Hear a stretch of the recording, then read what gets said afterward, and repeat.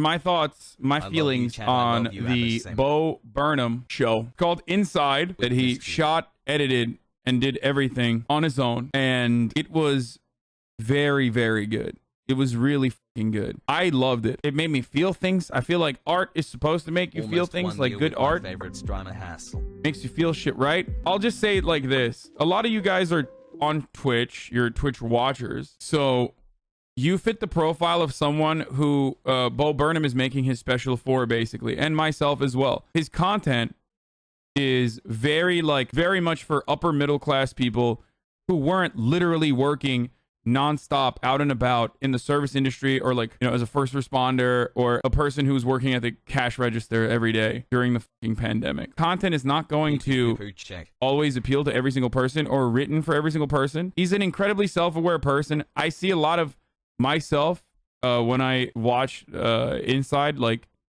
it was a little hard to watch because it was too real. You literally see him go through with both his mannerisms, his face, the way he looks, with his hair and beard growing. Like, you watch 2020 unfold right in front of your eyes, and it's wild to see. It was incredible. Because of how incredible it was, it was hard to watch. 2020 was a really, really bad year for a lot of people. I mean, I became more financially secure than I ever imagined I would be in this same year, but it was dog shit. I felt alone. I felt sad. And you can see it, like, this dude was going through it. And he's way wealthier than I am. Chill. Bo has a girlfriend and a dog. What you saw in character is just an exaggeration of his persona and experiences. I mean, yeah, but I don't have a girlfriend and a dog. So for me, it was fucking very real. Okay? Or at least through COVID. And it doesn't matter that he had a girlfriend and a dog, because like, his trauma is real. Like, it's obvious that it was real. And he was able to showcase it perfectly. Of course it was like a performance, but you know, I mean, he was brutally honest to a degree that made me uncomfortable to watch. One, because it just like reminded me of my 2020, which I too also basically dropped everything and only hyper focused on streaming and like building this community. And it made me feel like I had something to work towards, and it was and for that I'm very grateful. I talk about this all the time. I've talked about this before. It was really interesting. I mean, it literally helped me survive. It kept me alive doing this every single day. The part where he's listening to his own suicide prevention message hurts. Yeah, I mean, it was it's less important. That was wild. So the thing that is really interesting about his special was that, like, it literally tracked perfectly side by side with everything that happened, with all the important events that coincided. He literally starts off with like what a lot of people in this community in particular experienced: the radicalization in the aftermath of quarantine and like our economic system crumbling, falling apart, whether it be because you can't find toilet paper in the wealthiest goddamn country on the planet, or because you recognize that, like, oh my god, a lot of us white collar workers could very easily not work from the office space that we occupy, and could like very easily just work from home. Or even if you are incredibly poor, you realize like, oh, what the the government can actually help me. Like, the government does have the financial capacity to help me. That's a weird experience that I've never felt before. Like, I mean, he perfectly showed that.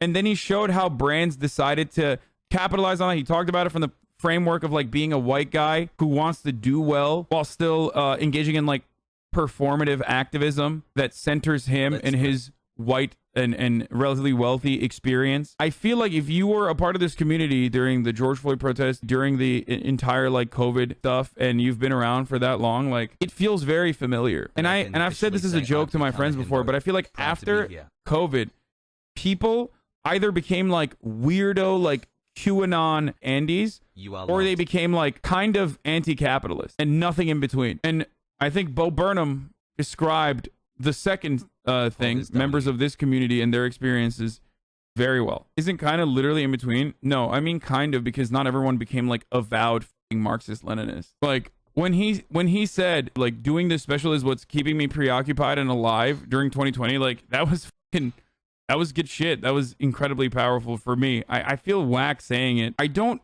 usually react to content this way. Bo Burnham fans, when he drops the special, Damn, just found out about mental health. This shit is important, y'all. No cap. You are turning into a soy boy? I think so. Maybe. Anyway, I really enjoyed it. I really would love to have him come on the show. So if you want that to happen, boys, you got to blast this, okay? Inside genuinely made me feel more depressed after watching it, but I guess that's just because his raw, unhinged breakdowns fit into a special. Yeah, I mean, dude, it's like, I like to watch comedy specials because it shows you how dark the world is, but in a funny way, and it shows you the tragedy and the comedy. This was just fucking tragic. There were definitely funny moments, really funny moments, but goddamn was it fucking tragic, dude. So I think it's not an easy watch, but it's a really good one. Will I rewatch it? I don't know. My favorite bit was the Sacco one. It's not even fucking, it's not, it's obviously a given. Of course I'm going to like the Sacco one. But I also really liked the sexting one. I thought that was really funny. White woman's Instagram was all right. I think that was like the normie bit. But the sexting bit was very funny too. So yeah, that's, by the way, that's it. Those are my thoughts on Bo Burnham's special.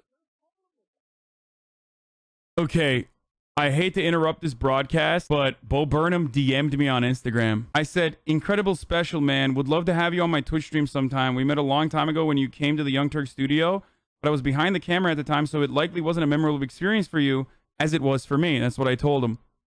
I'm not going to actually mention most of the stuff that he said, but he did say, thank you, man. This really means a lot. I sadly don't remember meeting, which blows because I've genuinely become a fan in the time since and regularly watched your stream highlights on YouTube through all this shit. That's crazy, dude. That's fucking nuts. Bo Burnham is a community member, boys. I mean, he's a YouTube frog, but whatever. I told you guys, and you motherfucker said I was wrong. You said I was wrong, dude. Oh my God, dude. Wow, that's so sick. Dude, he is so awesome. He's gonna come on? Yeah. He said he would. He's just like figuring some stuff out. Dude, it was insane. Like that.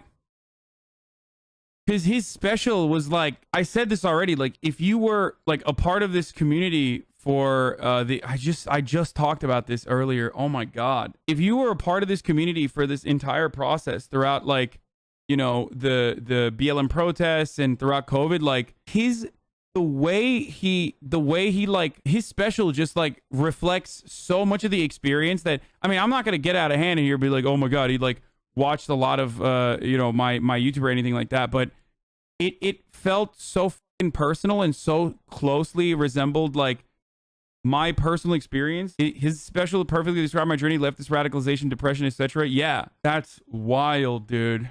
That's so sick. That's so sick. He's so awesome. Yeah, his special was amazing. It's depressing as fuck, but it's so good. It's also a great reflection of like being creative in this time of being alone. It was so good, dude.